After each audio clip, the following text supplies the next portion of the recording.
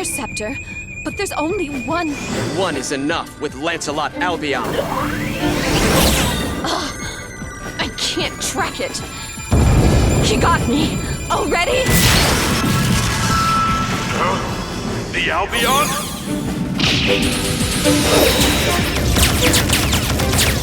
Welcome back, nerds. Fino here. Let's say you've got infinite luck, infinite money, or a few shady loans. You've got a massive Melusine, and you're going to grab all the major supports as they come out. Well, now you have access to the wonderful world of high-end Melico strats. Because she operates as both a single-target arts and an AoE buster servant, Melusine is remarkably adaptable in super endgame fights, bosses and 90++ farming nodes alike. The efficient option is to use her in her arts form as long as possible, devastating battles where enemies come at you in a 1-1X formation. In these fights, Melusine has the option of taking main attacker duties for the first 2 waves, using her stacking NP gain buff and 30% battery to make sure she gets Innocence Erendite back for the next wave. Once you hit the final wave, you have the option of using a separate AoE attacker to maintain the effectiveness of Melusine's arts buffs, or popping Ray Horizon to put Melusine in her buster form. I'd imagine a great deal of you have figured out this strategy by this point. Alternatively, if the final wave also has just one enemy, you can keep Melusine in her arts form to capitalize off the buffs you already have. Now, the really disgusting strat is to go the buster route, but before I get into that, I gotta warn you about a few things. Melusine isn't a good buster looper in the conventional sense. Double Koyanskaya and the Atlas uniform aren't enough to guarantee a loop because Dragonheart caps out at 30% charge. And a regular plug suit swap into a third 50% charger isn't enough to fix the issue by itself, since Dragonheart's 6-turn cooldown stops you from using it on both turns 2 and 3 without the Atlas uniform. There is a solution that doesn't involve Oberon, who I'll get to in a minute, but it's very ugly. This is Prisma Cosmos, and you normally wouldn't run it on your main attacker, but when it's limit broken, it gives you 10% charge per turn. You go Ray Horizon on turn 1 and Dragonheart on turn 2. Once you factor in Prisma Cosmos and a single coin battery, that leaves you with a 10% shortfall on turn 2 and a 40% shortfall on turn 3. To resolve this, you plug in a split 50% charger that can fill those amounts, essentially Waver Uranus. Unfortunately, Castoria's 30-20 split doesn't work in this situation. Suffice to say, this is a very obnoxious team for a number of reasons, but losing your CE choice is the single biggest disadvantage. One of Melusine's greatest strengths is that she has virtually no need for Kaleidoscope, but trading that in for a max limit broken Prisma Cosmos is a slightly worse deal. At least with K-Scope you can use a 0-star scope by exploiting the charge append. In other words, I consider this setup possible, but highly inefficient. Now, I made a mistake in my Morgan Whale video. I said that Arjuna Alter needs Oberon to 3-turn farm. This was incorrect. His battery's 5-turn cooldown actually lets him get away with a split 50% charger in reserve. The lesson for me is that you now friends are a pack of schizos, but they're right once in a while, even though you still want Oberon in place of that last charger. As for full buster Melusine, you really want Oberon as your backup, because you, Fujimaru Wailord, aren't going to use an NP5 Melusine and 350% chargers for the privilege of running fucking Prisma Cosmos. No, your real targets are threefold. Black Rail for generic fights, event damage CEs for fights that require it, and event drop CEs whenever you can get away with it. Oberon lets you take your pick.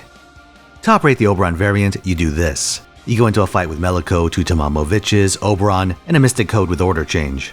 Right now that's just a Chaldea combat uniform, but eventually we'll get the Decisive Battle Chaldea uniform.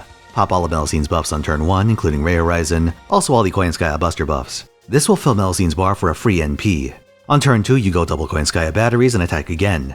By turn 3, all of Melusine's buffs will be available again. While Ray Horizon doesn't have a battery anymore, it will give you NP damage for some extra oomph. Dragonheart is also back, and on top of your first turn activation, you'll be able to double up on its attack buff while also getting 30% charge. That's where Oberon comes in. He has a combined 70% in batteries, meaning you can brute force a full meter between him and Dragonheart. He also has an ace in the hole, his third skill. Not only is it a potent buster buff, but it also doubles its target's NP damage. Once you use this skill, there's no going back. You're committed to a big damage turn, and if you fall short, you're in deep shit. At the end of your turn, Oberon's third skill lobotomizes its target, afflicting them with a permanent sleep debuff and taunt. Because you're already running 3 5-star supports in this strategy, you'd be running a thin backline either in Servant Rarity or Craft Essence loadout, so it's very important that you take out your target immediately. Especially if you're farming, I'd keep a reserve attacker in your backline until you're sure the 3-turn is consistent, then you can build your backline for gains. Now, there is one thing about this setup I haven't mentioned yet, Koyanskaya's second skill. It acts as both a star dump and an anti-trait/attribute buff. If you know you don't need the stars on the final wave, you can just pop this on turn 1 or skip it altogether to save time if it isn't necessary for your run. Just keep in mind that you can change its timing depending on whether you need early damage or face cards against the boss wave. As for the anti-buffs, they cover both the human trait and human attribute. I'll get into the difference in Koyanskaya's guide, but the important thing for the moment is that the term is human for both. That's how it's written on NA, that's how it's been written on NA. Anyone who tells you otherwise gets all their terms from the wiki and needs to get with the program or go back to the server where they can't read any of the text. Back to actually playing the game, 90++ nodes in particular make you optimize for damage, so you'll see a lot of multi-attacker setups that are slower because they incorporate plug suit swaps. This also means you don't have to run Melusine as your main attacker. Depending on who you need to deal the majority of damage to the node's boss, Melusine can handle the other waves or trash mobs on the boss wave. Ray Horizon's 100% battery is extremely useful here, since it lets you commit more charge to your other attacker if necessary. Your specific additions are going to change wildly depending on the node you're fighting, but if you need to expand your horizons, consider this. Both Koyanskaya and Oberon have offensive noble phantasms, with the latter being marginally more practical in mixed attacker setups. Hypothetically, if you're up against the 1-1-3 arrangement where you want to keep Melusine in her arts form for the boss, you can have Oberon hit the final wave himself to clear away trash mobs. You have him on the field initially and swap Castorias to spread her charge onto him. Combined with his own 20% spread and max depend, he'll hit 100 for the final wave while still having his 50% battery for Melusine. Now there are a few drawbacks to keep in mind. Firstly, Oberon isn't exactly a powerhouse attacker if he's giving his third skill away to someone else. As a pretender, he won't have true 2x class advantage against knight classes, instead having a 1.5 times multiplier. So you'll want NP levels on him if you're planning to do this. Secondly, Oberon's NP applies an invuln to the enemies you hit, so either you kill them or you're screwed. This is mostly an issue if you're planning to use Melusine in her arts form, in which case you should have his noble phantasm go second in the chain. But if you can meet the damage check as Buster Melusine, Hollowheart Albion's baked-in invuln pierce makes this drawback a non-issue. For another multi-attacker hypothetical, consider a 1-3-1 arrangement. You can have Melusine act as a secondary attacker to take out waves 1 and 2 using an arts, and then a Buster NP. This lets you stack buffs and charge onto your main attacker so they can go in full force against the boss wave.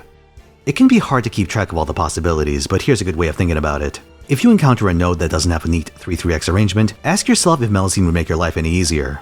And your reign of terror doesn't have to be against just archers and berserkers. You can actually use her as a neutral beatstick, and in this capacity, her anti-lancer append is actually seen use.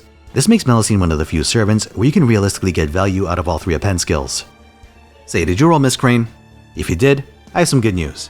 She synergizes very well with Melusine. You can even incorporate her into your farming runs if you're willing to put up with losing some real time. Her 100% battery gives you a free use of her Noble Phantasm, which buffs your leftmost allies' attack and NP damage. It also yeets Crane to the backline so you can get a fresh support. It has a 20-star activation requirement, but you can actually meet this with just Crane and Melusine. Parry Dancer dumps 10 stars immediately, and Miss Crane's Crit Suite gives 10 stars per costumed ally. Lucky for you, Meliko has quite a few costumes that you unlock at the end of Lost Belt 6. The Red Dragon variant isn't practical since it requires you to start in Form 3, but her 2 masked variants will do the job. So give this a shot if you're finding yourself in a damage shortfall. You can even have Crane NP twice by using a plug suit and K-scope. Not like Melusine needs it, right? While starting fights in 3rd Ascension is usually a bad idea, there is an edge case where you can turn it into an advantage. If you're in a single wave fight where your upfront AoE damage is critically important, you can use Ray Horizon's NP damage version to get an edge since your charge supports are going to fill you up anyway and longevity isn't an issue. I don't consider this a common situation, but if it comes up, that's how you optimize it.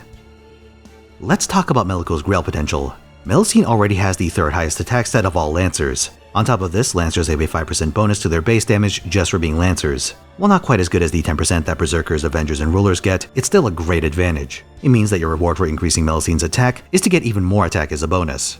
This makes a Grailed Melusine an apocalyptic threat to enemy archers, but it's even more important if you plan to use her as a neutral attacker. Grailing servants like Melusine can greatly reduce your need to keep a wide variety of attackers for 90++ nodes. There are logistical benefits, in other words.